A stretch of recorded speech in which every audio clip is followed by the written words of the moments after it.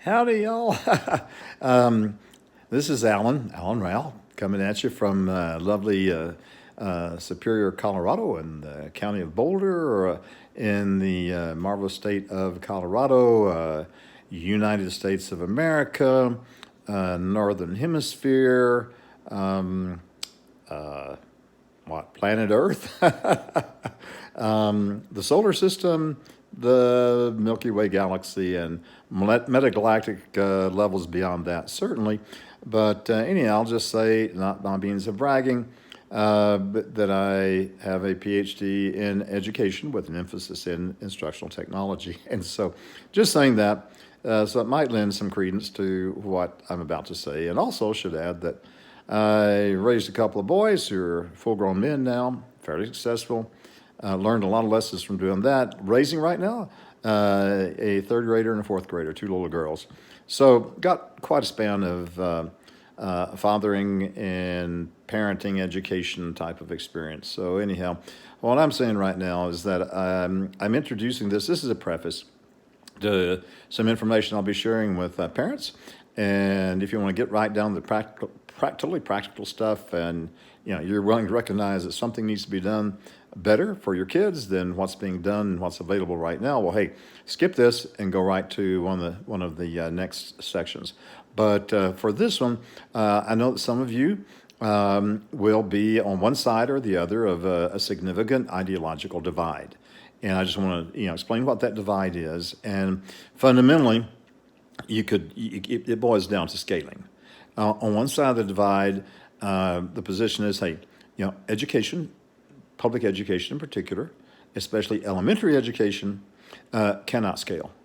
It is a matter of one person in one physical location, possibly a classroom, possibly the forum, walking around behind Plato and having Plato ask you questions. But whatever it is, it can't scale, because that is just the nature of education. It has to be one person teaching as many people as their voice can reach, and that anything beyond that is just not real education. So education cannot scale, because otherwise, if it scales, it's not education by that definition.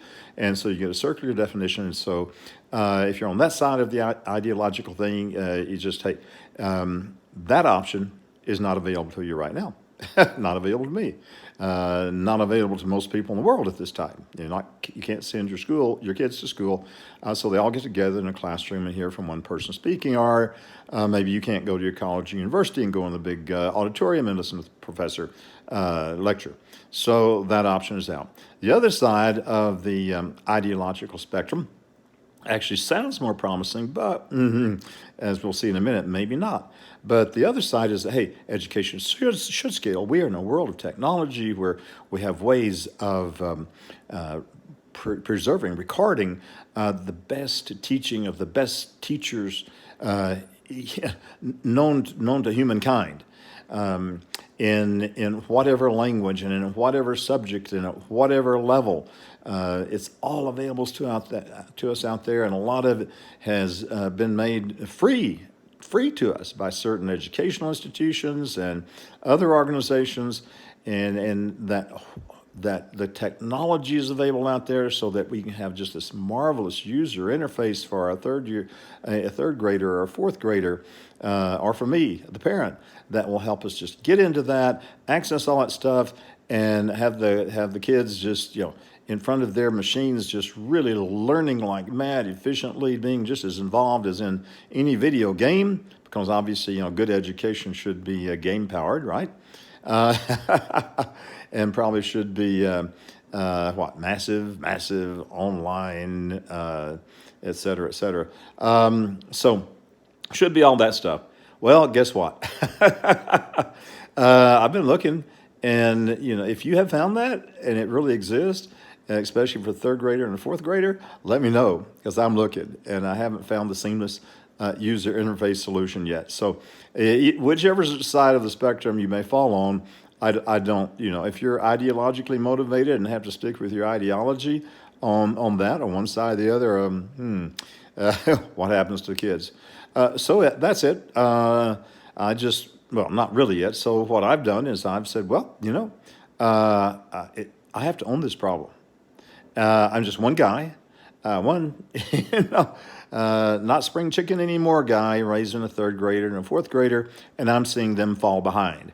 And I figured that if I let that happen on my watch, whether your spiritual orientation is toward karma or heaven or whatever you may be oriented toward, it's not going to go well for me if I don't go ahead, own the problem to the best of my ability.